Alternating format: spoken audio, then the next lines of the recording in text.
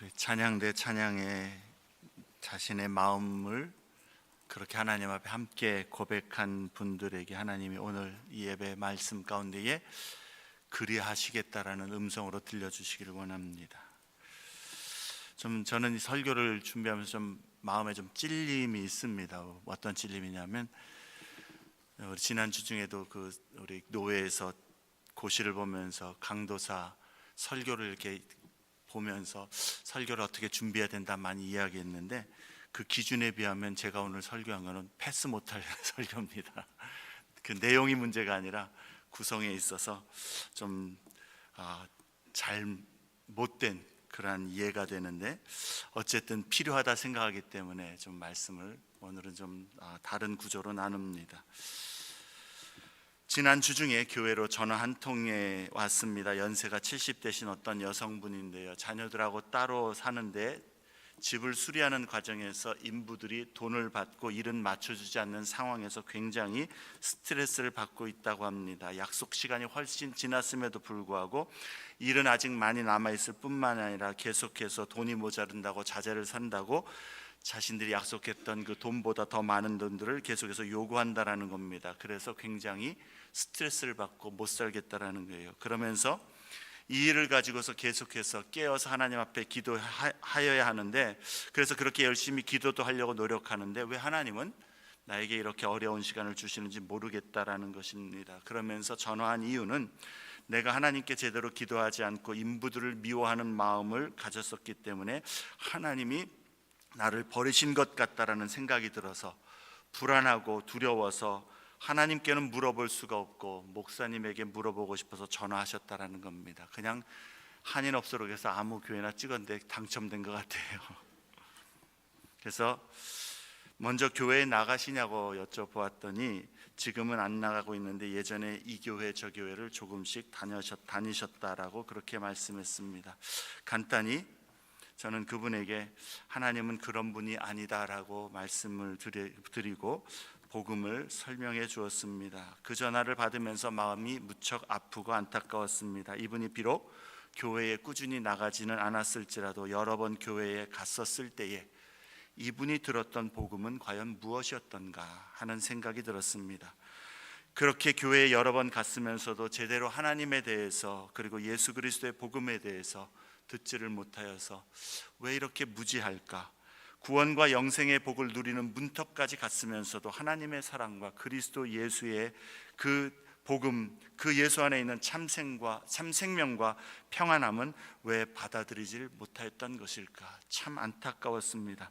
또한 동시에 두려움도 있었습니다. 우리 교회 교인들 가운데서도 이분처럼 교회 생활에 익숙하지만 하나님을 잘 알지 못하고 그리스도의 복음도 잘못 이해하고 있는 분들이 있으면 어떻게 하나 하는 두려움이었습니다.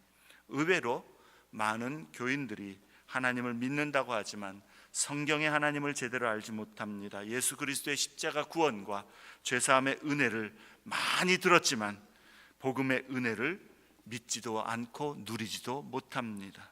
그런 오해들의 가장 큰 원인은 아마도 성경이 무엇라 말씀하시는지 귀 기울여 듣고자 하지 않기 때문일 것 같습니다.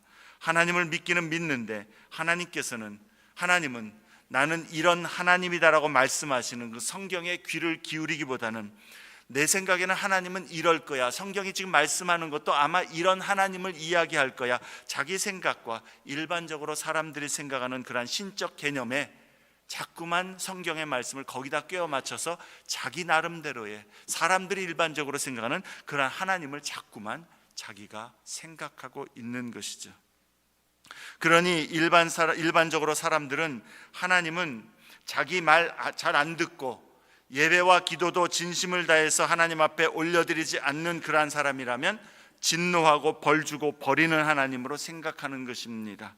구약의 선지서를 보면서 그러한 하나님에 대한 오해는 더욱더 확신을 갖게 합니다. 구약에 계시된 하나님의 모습은 이스라엘에게 하나님의 율법을 주시고 그 말씀에 순종하도록 명하셨는데, 이스라엘 백성이 하나님께 불순종하고 우상들을 섬기게 될 때에 그들을 심판하시는 하나님의 모습이기 때문입니다. 선지서의 말씀들을 보면 온통 심판의 말씀들이 가득합니다.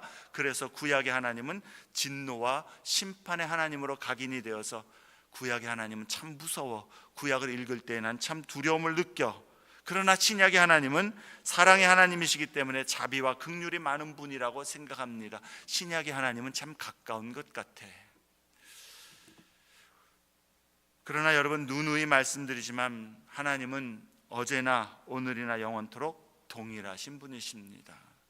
하나님이 구약시대에는 화를 내는 그런 분이시다가 도무지 인간은 심판으로서는 안 되겠다, 화를 내서만은 안 되겠다 싶어서 이제 그냥 사랑하는 마음으로 참아주자라고 그렇게 신약시대에 와서 태도를 바꾸신 것이 아니라는 겁니다. 성경을 우리는 하나님의 계시라고 말합니다. 계시라는 말의 의미는 뭡니까? 우리 인간이 스스로 절대로 알 수 없는 것을 하나님께서 나타내 보이셨다, 드러내 보이셨다라는 의미입니다. 하나님이 우리에게 보여주심으로 우리가 알게 되고 깨닫게 된다라는 것이죠. 하나님께서 그럼 무엇을 계시해 주신 것입니까? 하나님에 대해서 계시해 주신 것입니다. 하나님이 어떤 분이신지, 그리고 그가 우리를 얼마나 사랑하시는지를 나타내 보여주신 것입니다. 그리고 또한 하나님 자신에 대해서, 그리고 인생들을 향한 하나님의 사랑에 대해서 가장 분명하고 확실한 증거로 예수 그리스도를 보라 말씀하시는 것입니다.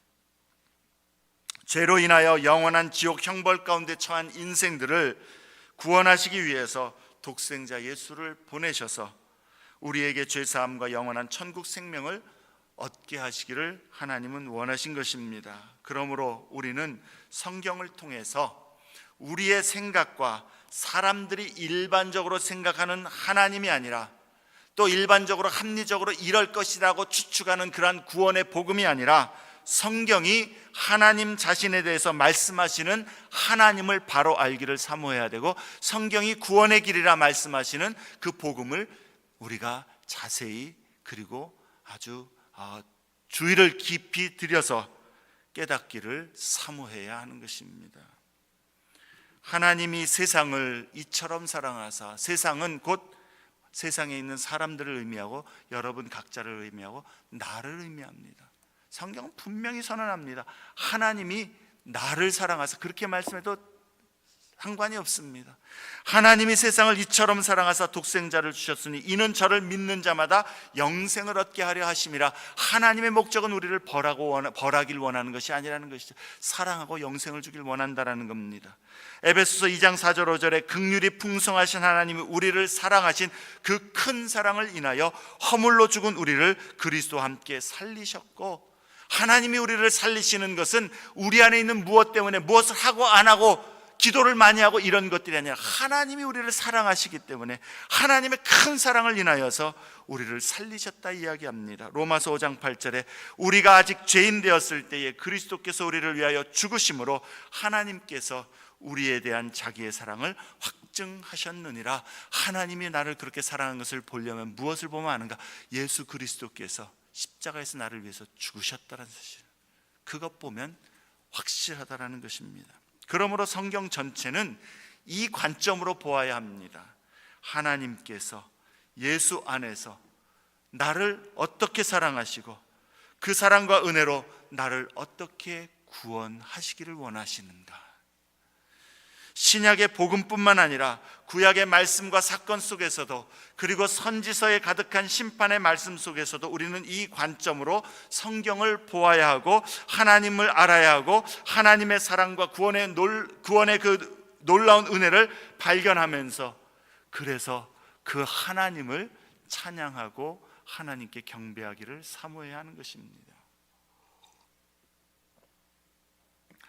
우리가 7월 말에 에스겔서 24장의 말씀까지 묵상하라고 로마서로 설교를 하다가 오늘 오랜만에 에스겔서로 돌아왔기 때문에 잠시 에스겔서에 대한 우리의 기억을 좀 되살릴 필요가 있겠습니다. 에스겔은 여러분 주보에 보시면 좀 적어 놓았습니다. 주전 597년에 바벨론의 포로로 잡혀갔던 사람들 중에 있었다라고 했습니다. 그는 약속의 땅 가나안이 아닌 이방 땅 바벨론에서 하나님의 선지자로 부름을 받고 주전 593년부터 571년까지 바벨론에 잡혀온 유다의 포로민들에게 하나님의 말씀을 선포하는 사역을 했습니다. 유다에서 잡혀온 백성들은 하나님께서 그들을 곧 회복시키시고 유다 땅으로 돌아가게 하실 것이라는 희망에 가득했습니다. 자칭 하나님께로부터 그러한 예언의 말씀을 받았다라고 주장하는 거짓 선지자들이 그들 가운데에서 그러한 하나님의 회복의 말씀을 선포하고 주장하고 선동했기 때문입니다. 그러나 하나님은 에스겔을 통하여서 예루살렘이 곧 벌을 받아 파괴되고 성전도 회파될 것이며 유다가 패망하게 될 것을 선포하게 하십니다. 에스겔 선지서의 구조를 보면 세 부분으로 나뉩니다. 1장부터 24장은 유다에 대한 여호와의 심판의 선언입니다. 하나님께서는 유다가 패망하기 전까지는 예루살렘에 곧 확실하게 임하게 될 여호와의 심판에 대한 메시지를 에스겔이 선포하게 하셨습니다.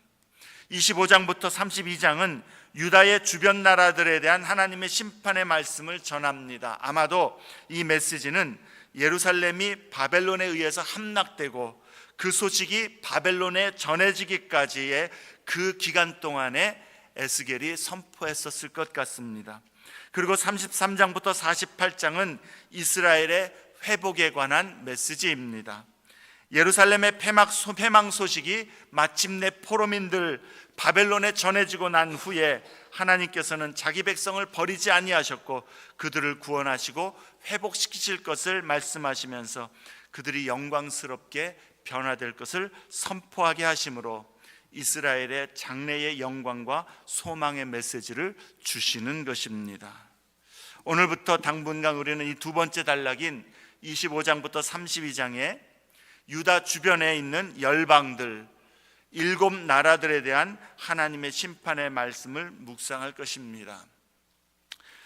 이 두 번째 단락 중에 25장부터 28장에서는 유다 인근의 6 나라들에 대한 심판을 선언함으로써 유다의 그 주변 나라들에 대한 하나님의 말씀입니다. 제일 먼저 유다의 동북쪽에 있는 암몬이라는 족속을 시작해서 시계 방향으로 계속해서 돌아가면서 유다 주변에 있는 나라들 6 나라들에 대한 심판을 선언하는 것이죠. 그리고 29장부터 32장에는 7번째 전통적인 이스라엘의 적국인 애굽에 임할 심판을 선언합니다. 애굽에 대한 이 내용 역시도 여러분 주보에 보시는 대로 7개의 신탁의 선언으로 구성되어 있습니다. 이 7개의 신탁은 각각 그 첫 구절이 여호와의 말씀이 내게 임하여 이르시되라는 말씀으로 시작을 함으로 인해서 이게 7개의 단락으로 그렇게 구성되게 적었다라는 것을 우리는 깨닫게 되는 것입니다. 이 말씀을 보면서 먼저 2가지 중요한 질문을 우리가 먼저 답하고 그것을 염두에 두어야 할 필요가 있습니다. 선지서에서 이스라엘에 관한 메시지를 전하다가 왜 갑자기 열방을 향한 말씀을 선포하게 하시는 것입니까? 하나님의 백성이 아닌 이방 나라들에 대한 신탁, 곧 하나님의 말씀의 선포는 선지서들에서 공통되게 나타나는 그러한 현상들입니다. 이 에스겔서뿐만 아니라 이사야서나 다른 선지서에도 보면 하나님께서 이스라엘에 대한 하나님의 심판의 메시지 그리고 하나님의 어떤 그런 교훈을 말씀하시면서 갑자기 중간에 열방을 향한 메시지들이 들어간다라는 겁니다. 열방을 향하여서 하나님께서 직접적으로 선포하게 하신 말씀입니다. 그 내용들을 보면 그 열방들이 교만하고 거만한 태도에 대해서 그들의 행동에 대해서 하나님이 문책하시는 내용입니다. 그런데 그 교만함과 거만함이 특히 하나님의 백성 이스라엘에 대해서 그들이 보인 반응, 그들이 행한 행동들에 대해서 하나님은 징벌할 것을 말씀합니다. 왜냐하면 이스라엘에 대한 그들의 태도와 행동은 곧 이스라엘의 하나님 여호와께 대한 행동과 태도와 똑같기 때문입니다. 그렇다고 해서 이스라엘을 그들이 공격하고 그들을 못살게 굽고 이스라엘에 잘못했기 때문에만 그들에게 벌을 준다는 것은 아닙니다. 그 열방에 하나님께서 동일한 공의와 의로움의 기준을 가지고 그들을 심판하시겠다라는 내용인 것이죠. 그래서 열방에 대한 신탁의 말씀은 그 나라에 대한 하나님의 공의로운 심판이 임할 것이고, 그 심판 아래 그들의 운명은 암울한 것이라는 것을 선언하는 말씀입니다. 근데 오늘 말씀에도 보면 7이란 숫자는 성경에서 완전함과 온전함을 상징하므로 굉장히 중요한 의미를 갖습니다. 7나라, 그리고 애굽에 대해서는 또 7개의 그 단원으로 말씀을 나누는 것, 이런 것은 무엇을 의미하는 겁니까? 열방에 대한 7나라의 이야기들만 기록되어 있지만 결국에는 이 7나라뿐만 아니라 모든 시대 모든 나라들에 대해서 하나님께서는 공의로 심판하실 것을 상징적으로 선언하는 내용인 것이죠. 그러니까 지금 선지서들의 7나라만 나왔다 할지라도 이것은 그냥 모든 나라들의 대표성을 띠고 있다는 겁니다. 요한계시록에도 가보면 예수님께서 사도 요한을 통해서 아시아의 7교회에 편지를 보냅니다. 이 7교회는 뭡니까? 완전수로서 모든 시대 모든 교회들에게 하나님이 주시는 말씀이라는 상징성을 띠고 있다는 겁니다. 하나님께서는 모든 시대 모든 나라들에 대해서 공의로 심판하실 분이시라는 것을 선언하는 것입니다. 하나님은 이스라엘만을 심판하는 분이 아니라는 거예요. 모든 시대 모든 나라 모든 사람 모든 행위를 공의로 판단하시고 심판하시는 분이시요, 그렇기 때문에 모든 사람이 하나님 앞에서 그 심판대 앞에 서게 될 것을 말씀하는 것이죠. 또 다른 질문은, 그럼 선지자가 이 메시지를 누구에게 들려준 것인가 하는 것입니다. 에스겔이 바벨론의 포로로 잡혀 있다가 이 열방 나라들에 가서 그들에게 직접 전한 것인가? 아닙니다. 열방에 대한 심판의 메시지를 듣는 사람들은 그 열방의 사람들이 아니라 실제적으로는 거기에 있는 유다, 이스라엘 백성들입니다. 그럼 열방에 관한 이 심판의 메시지를 왜 이스라엘 백성에게 들려주시는 것입니까? 이스라엘의 하나님 여호와는 이스라엘뿐만 아니라 모든 열방과 모든 만물을 다스리시고 나라와 왕들과 역사를 주관하시는 전능자이심을 깨달으라는 것이죠. 고대 사람들은 전쟁에서 나라가 패배하면 그들의 신들이 승리한 나라의 신들에게 패배한 것으로 생각을 했습니다. 그러나 유다가 바벨론에 패망한 것은 바벨론의 신이 힘이 더 세고 이스라엘의 하나님 여호와가 능력이 없어서 패배한 것이 아니라는 것을 깨닫게 하시는 것입니다. 열방은 이스라엘의 불순종과 불신앙을 하나님께서 징계하시기 위해서 하나님이 사용하신 도구에 불과하다라는 것입니다. 그러한 도구들로서 그들은 그 하나님이 원하시는 것 이상으로 지나치게 유다 백성을 향하여 포악함과 불의함과 악함과 교만으로 그들에게 행하신 모든 그들의 잘못에 대해서, 그들의 행동에 대해서 하나님은 공의로 그것을 갚아주시고 심판하시겠다라는 말씀입니다. 바벨론이 유다를 멸망하게 한 것도 하나님의 명령과 뜻과 목적 가운데 이루어진 일이라는 것을 깨달으라는 것이죠.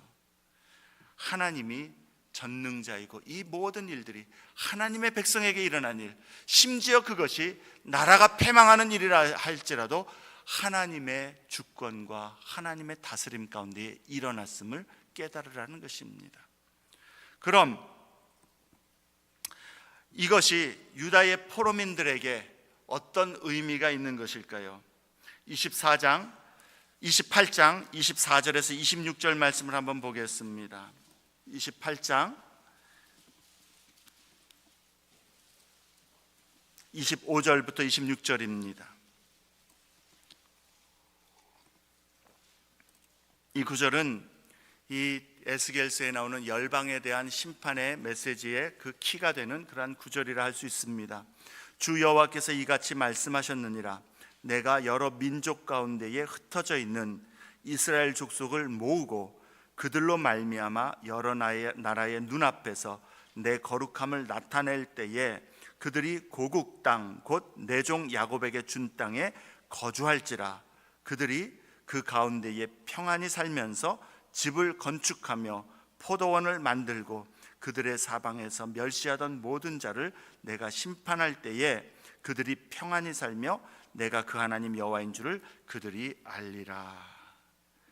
하나님의 회복을 약속하시고 그들을 하나님께서 다시 그 이스라엘 땅으로 돌이키시겠다라는 약속의 말씀인 것이죠.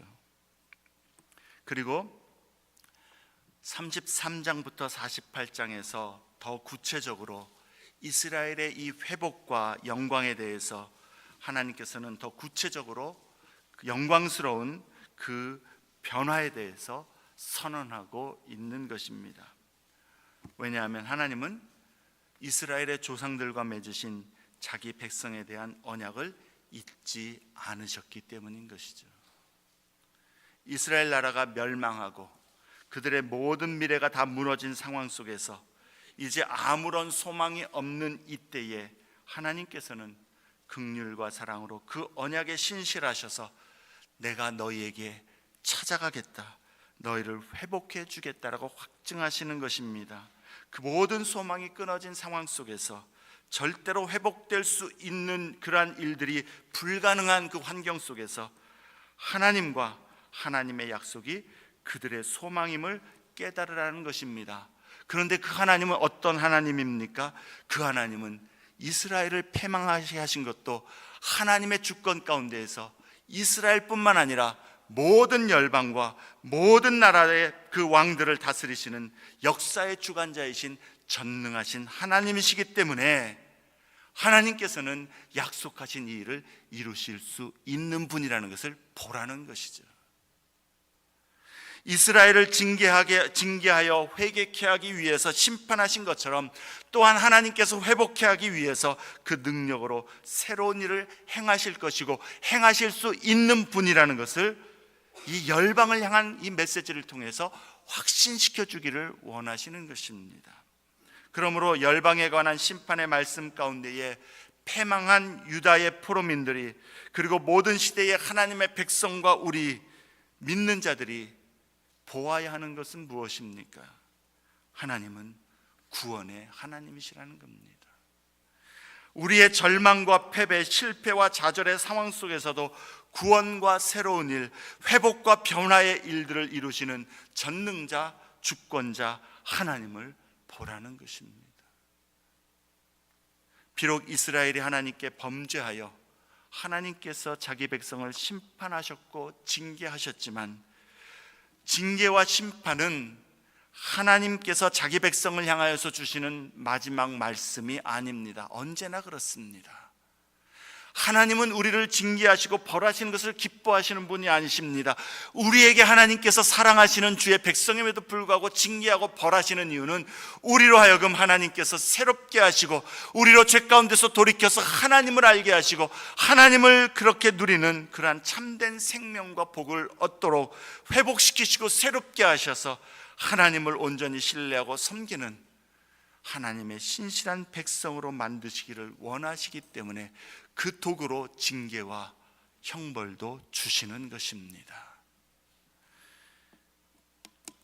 그러한 목적으로 하나님은 이스라엘에 그렇게 심판을 하셨던 것처럼 우리의 삶에도 때로는 하나님께서 우리를 버리신 것과 같은 그러한 고난과 괴로움과 하나님의 그 짓누르시는 손이 우리 가운데 있다 할지라도 우리가 기억할 것은 하나님은 우리를 짓눌러 벌주고 아프게 하고 한번 좀 본때를 좀 보여주겠다, 그게 하나님 마음이 아니라는 거예요. 거기서 하나님 앞에 돌아서서 마음과 삶을 하나님 앞에 돌이켜 주님 앞에 돌아오면 하나님은 예배 없이 주를 의지하는 자에게 회복과 새롭게 됨과 변화된 모습으로 복을 주시기를 원하시는 은혜와 사랑과 구원의 하나님이십니다. 이것을 우리는 꼭 기억해야 될 줄 압니다.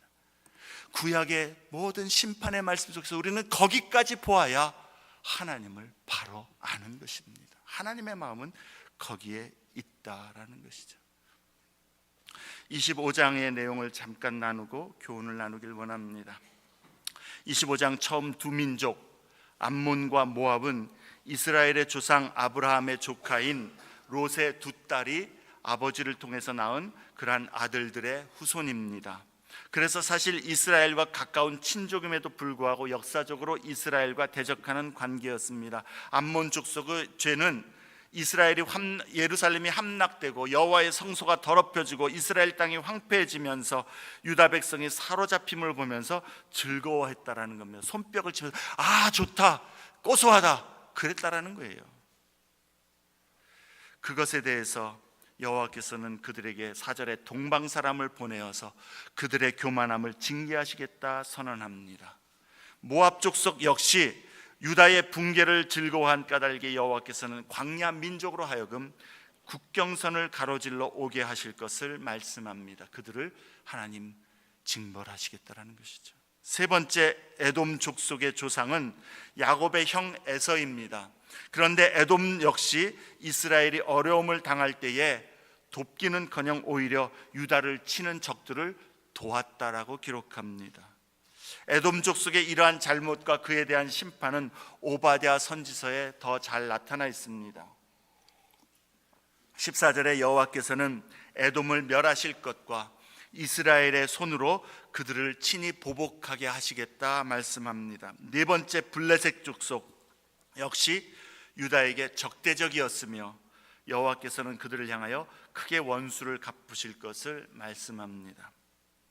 오늘 이 55장 25장의 말씀에 이 네 나라에 대한 이 심판의 재앙의 말씀에서 우리가 기억할 것, 여호와 하나님은 여전히 자기 백성의 보호자요 열국의 주관자이심을 나타내 보여주신다는 사실과 함께 세 가지 교훈을 우리가 함께 새기길 원합니다. 첫째는 우리 하나님은 자기 백성에게 일어나는 모든 일들을 보고 계시고 아시고 계신다라는 겁니다. 하나님은 보고 계시고 알고 계십니다. 열국들이 이스라엘을 침략합니다. 그들에게 고난을 당합니다. 괴로움을 당합니다. 이스라엘 백성들은 그때 어떠한 생각을 했을까요? 특히 하나님을 경외하는 경건한 백성들은 생각했을 것입니다. 하나님, 왜 저 이방 나라들이 하나님의 백성을 이렇게 치고 그들을 그렇게 못살게 구는데 왜 가만히 계시는 겁니까? 왜 아무것도 안 하시는 것입니까? 왜 침묵하시는 것입니까? 하나님, 우리가 당하는 이 고난에 대해서, 아픔에 대해서 알고 계시는 것입니까? 거기에 대한 하나님의 응답은 내가 다 보고 있다, 다 알고 있다. 빠짐없이 암몬과 모압과 그리고 에돔과 그리고 블레셋에 행하는 일들, 하나님께서 자기 백성들에게 행하는 모든 일들을 다 보고 계시고 알고 계시고 하나님의 때에 하나님의 공의로 갚아 주신다는 것이죠. 우리의 삶에서 우리는 때로 하나님 앞에 믿음으로 살고자 하고 하나님의 의를 따르기 위하여서 참으로 주님 앞에 온전히 순종하고자 할 때에 참 하나님 그러면 우리에게 복을 주시고 화평을 주시면 좋겠건만 오히려 참으로 믿지 아니하는 사람들을 통해서 혹은 외부의 환경을 통해서 고통을 당하고 억울함을 당하게 하고 참으로 부당한 것에 의해서 손해를 받게 하고 정말 하나님께서 왜 이렇게 믿음으로 살고자 하는 주님의 백성의 삶에 이러한 일들이 일어나게 하실까? 왜 악한 일들이 우리에게 일어나는 것을 막아주시지 아니할까? 하나님이 과연 우리의 그 당하는 일들에 정말 공의롭게 다스리실까? 우리를 케어하시는 걸까? 나를 정말 사랑하시는 것일까? 이러한 질문들에 대해서 주님은 지금 내게 일어나는 그 모습, 그것 보지 말고 하나님의 어떠한 분신가를 보라는 겁니다. 오늘 이 말씀 가운데 들어와서 성경 안에서 하나님은 자기 백성의 모든 삶에 일어난 일들을 다 아신다, 다 보고 계신다 뿐만 아니라 하나님께서 하나님의 시간에 하나님의 선하신 뜻 따라 하나님의 방법으로 공의롭게 일하실 것이라는 것이죠. 그렇기 때문에 하나님의 백성은 억울한 일, 괴로운 일, 부당한 일을 당할 때에 분내면서 어떻게 갚아줄까가 아니라 선으로 악을 갚으라는 주님의 말씀 붙들고 하나님의 손에 맡겨 우리는 여전히 믿음의 길, 의의 길, 순종의 길을 가는 것입니다. 하나님께서 반드시 공의롭게 우리의 행동에도 갚아주실 것이지만 여전히 그 가운데 돌아서지 아니하는 자들의 부당한 일과 불의한 일들에 대해서도 공의로 갚으실 것이기 때문에 그렇습니다. 두 번째로, 우리 하나님은 모든 일들의 주관자이시고 능력으로 자기 백성을 위하시는 분이심을 우리는 깨달아야 합니다. 하나님은 모든 일들에 역사하실 수 있고 역사하시는 분이십니다. 열방의 세력들은 자신들이 더 크다라고 생각했습니다. 이스라엘의 하나님이 힘이 약해서 이스라엘을 그렇게 패망시킬 수 있다라고 생각했습니다. 그러나 성경은 보여주는 게 무엇입니까? 아니, 이것도 하나님의 뜻과 계획 가운데 있고 하나님께서 행하실 일이 있기 때문에 잠시 허락한 것뿐이고 그 열방들도 하나님께서 멸하실 수 있고 심판하실 것이며 하나님 말씀 한마디면 그 열방도 그 앞에서 하나님 앞에 굴복할 수 없는 존재라는 것을 보여주는 것이죠. 여러분, 우리의 삶에서 우리도 이스라엘 백성들처럼 내가 패배하는 부분, 내가 정말 괴로움을 당하는 부분에 있어서 하나님은 이런 부분에서는 역사하시지 않는 것 같아. 이런 부분에서는 하나님 앞에 믿음으로 의지하여 나갈 필요가 없는 것 같아. 그런 일들은 별로 효과적이지 않은 것 같아 하는 그러한 부분들이 있다면 오늘 하나님의 이 말씀 앞에서, 아니, 하나님은 우리의 삶의 모든 부분에 있어서, 모든 영역에 있어서, 모든 일들에 있어서, 모든 문제와 환경에 있어서 역사하시고 주관하시고 새롭게 하실 수 있는 능력의 하나님이심을 우리는 깨달을 수 있어야 합니다. 그 하나님께 우리의 모든 일들을 맡기고 나오기를 원하신다는 것이죠. 회사 일이라고, 회사 여러분 동료나 직장 간의 관계이기 때문에 하나님이 역사하실 부분이 아닌 것이 아닙니다. 여러분의 사업과 여러분의 어떤 학교의 일이라고 해서 하나님이 그런 일들에 대해서는 우리의 기도를 해도 들어주시지 않는 그런 건 너네들이 알아서 해라, 그런 하나님이 아닙니다.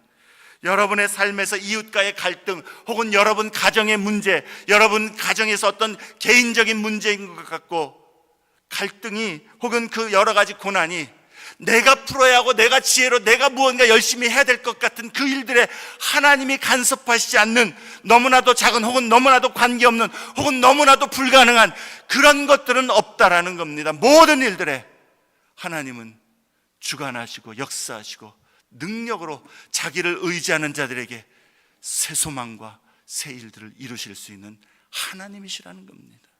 전능자이시고 주권자이십니다. 그러므로 여러분의 삶에 있는 일들, 그것이 무엇이든지 간에 예외 없이 주 하나님 앞에 믿음으로 가지고 나와 기도로 엎드릴 수 있기를 바랍니다. 하나님 앞에 기도하고 엎드리는 자는 하나님의 역사하심을 경험할 것입니다. 왜냐하면 하나님은 기도하라 하셨고 응답하시겠다 약속하셨고 기도하는 자에게 역사하시는 분이시기 때문에 그렇습니다. 저는 요즘에 그 테크놀로지가 좋은 것 중에 하나가, 핸드폰도 여러분 요즘엔 데이터가 거의 언리미티드 아닙니까? 그래서 운전하고 다닐 때에 이 블루투스가 저 차에 연결되니까 전 새롭게 하소를 이렇게 딱 틀어놓고 운전하고 다닙니다. 잘 들어요. 여러분, 제가 요즘 그래서 새롭게 하소 자주 얘기하는데요.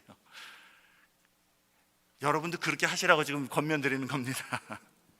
그냥 뭐 쓸데없는 소리 듣고 다니지 마시고 다 쓸데있는 얘기겠지만, 근데 주중에 어떤 분의 간증 속에서 기도하면 하나님 다 들으십니까? 하나님 다 들으십니다. 기도하면 변화됩니까? 변화됩니다. 어떤 사람들은 기도해서 그렇게 변화되고 역사된 것이 우연 아닙니까? 그러는데 그분의 대답이 저에겐 참 굉장히 지혜로운 대답으로 들렸습니다.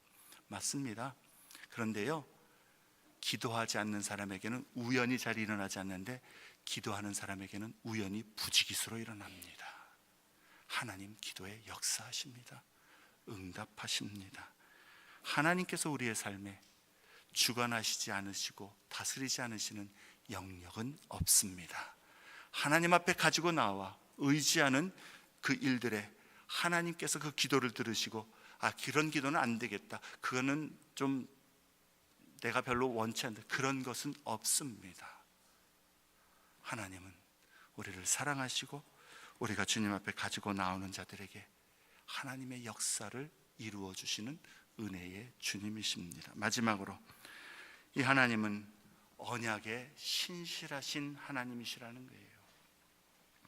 여러분, 이 말씀에 보면 그들이 이러한 이 심판을 통해서, 각 나라에 대한 심판을 통해서 하나님께서 계속해서 에스겔에게 말씀하시는 내용이 뭐냐면, 그리함으로 그들이 혹은 너희는 내가 여호와인 줄 알리라, 그렇게 말씀합니다. 여호와인 줄 알리라, 이 표현은 에스겔 전체의 메시지의 결정적인 문구 중에 하나입니다. 계속해서 그 말씀을 하나님은 반복하십니다. 여호와인 줄을 알리라, 그게 무슨 말입니까? 하나님께서 그 언약을 이루시겠다라는 거예요. 하나님께서는 아브라함을 통해서 이스라엘 백성을 하나님의 백성 삼으셨고, 그리고 출애굽기 6장에 가서 보면 하나님께서 이제 모세를 보내서 이스라엘 백성을 애굽에서 구원해 내실 때에 6장 2절부터 8절 말씀 보면 하나님께서 내가 그들을 이 애굽에서 구원해 내리라 약속하시는데, 너희가 여호와인 줄 알리라, 여호와인 줄 알리라, 여호와인 줄 알리라, 세 번에 걸쳐 삼중으로 여호와의 이름을 걸고 구원하시겠다라는 거예요. 내가 반드시 이루겠다, 약속한 대로 이루겠다라는 겁니다. 하나님께서 에스겔서를 통해서 지금 하나님의 그 심판을 받고 유다의 포로로 잡혀가서 모든 소망이 다 끊어진 이 이스라엘 백성들에게 왜 하나님께서 내 여호와인 줄 알리라 말씀하시면서 왜 33장 이후에서는 회복의 말씀을 선언하시는 것입니까? 하나님께서 그 언약에 신실하셔서, 이스라엘 백성들은 하나님의 언약을 저버리고 배반하여서 하나님의 심판을 받았지만 하나님께서는 자기 백성을 삼으신 그 백성을 도무지 놓을 수가 없어서 하나님의 이름을 걸고 그들을 구원하시겠다고 약속하셨기 때문에 하나님의 이름의 신실함을 가지고서 그들을 구원해 내시고 새롭게 하시겠다라는 겁니다. 회복시키시겠다라는 겁니다. 하나님의 백성으로서 영광을 돌리는 하나님의 백성으로 만들어 가시겠다라는 겁니다. 이 말씀에 있어서 그러면 여러분, 이것이 우리에게 주는 의미는 무엇입니까? 먼저 에스겔 시대에, 이 말씀을 듣는 에스겔 시대에 거기에 함께 듣는 포로로 잡혀가 있는 그 유다 백성들에게 의미가 무엇입니까? 하나님 왜 이런 말씀을 주시는 겁니까? 지금 그러한 소망이 이 징벌 가운데서도, 이 심판 가운데서도 그러한 소망이 여기 있으니, 그러므로 오늘 너희의 삶에서 하나님을 떠났던 삶을 회개하고 우상을 섬기던 삶에서 돌이켜서 여호와 하나님을 너의 하나님, 너의 주로 고백하여 주님을 신뢰하고 그 소망을 붙들라. 그러면 이 약속된 소망이 너희의 것이다라는 것이죠. 그리고 이 성취는 예수 그리스도 안에서 우리에게 주신 하나님의 새 언약의 성취입니다. 에스겔 36장 25절부터 28절 말씀 보면 하나님께서 이스라엘 백성을 회복시키시겠다고 말씀하시는데, 하나님의 거룩한 이름을 위해서 회복하실 것이고 그들을 정결하게 하셔서 회복하실 것이고 하나님의 은혜와 능력으로, 전능하신 능력으로 그들을 회복시키실 것을 말씀합니다. 그런데 거기 25절 말씀 보면, 36장 25절에 보면 그들의 더러운 것을 하나님이 깨끗하게 하시고 그들의 우상에서 그들을 정결케 하심으로 그들을 회복시키시겠다라는 거예요. 그리고 그들에게 새 마음과 새 영을 주시겠다 약속합니다. 이 성취가 예수 그리스도 십자가에서 이루어졌다라는 겁니다. 예수의 핏부림으로 말미암아 우리의 죄를 정결케 하시고 성령이 우리 믿는 자에게 오셔서 우리의 마음을 새롭게 하심으로 하나님을 따르는 그런 믿음의 백성이 되게 하시겠다라는 겁니다. 그리고 그 언약은 지금도 동일하게 우리에게 주 예수를 믿으라, 그리하면 너와 네 집이 구원을 얻으리라. 영생이 주 예수 안에 있고 새롭게 됨이 주 예수 안에 있고 삶의 소망이 무엇보다도 영원한 하나님 나라의 그 복이 예수 안에 있다라는 것이죠. 그러므로 우리가 이제 우리는 어떻게 반응해야 됩니까? 하나님의 이 약속이 있고 예수 안에 이 구원을 우리에게 주셨고 하나님 나라의 천국의 소망을 우리에게 주셨으니 오늘 우리가 결단해야 될 것, 그 예수께 우리가 우리의 마음과 삶을 주님을 향하여 돌이키고 세상을 향하고 다른 것들을 의지하고 세상의 쾌락을 쫓고 세상의 어떠한 성공을 쫓았던 그러한 우상들을 버리고 예수 그리스도께 우리의 마음과 삶을 의지하여 그 예수님을 나의 주님으로 고백하여 주님 앞에 믿음으로 돌아서는 자, 예수를 나의 주 나의 하나님으로 고백하여 그 예수 안에 있는 죄사함과 구원의 은혜를 의지하여 이제 주 예수를 온전히 믿는 믿음으로 살고자 하는 자에게 하나님은 성경에 약속하신 이 구원과 죄사함과 영생과 더 나아가서 우리의 삶에 아까 약속하셨던 하나님은 우리의 모든 삶의 일들을 보시고 들으시고 다른 사람이 아닌 주 예수 안에 있는 하나님의 백성의 삶을 다 보시고 아시면서 그 삶을 인도하여 주시는 은혜로 함께 하시는 분이시요, 그들의 삶에 하나님 앞에서 고난과 괴로움과 절망의 속에서 하나님 앞에 기도로 나아가 주를 의지하는 자에게 주님은 새로운 일을 행하시고 온전케 하시는 일을 행하시고 놀라운 치유와 회복의 일들을 행하시며 자유케 하시는 일들을 이루어 주시는 것입니다.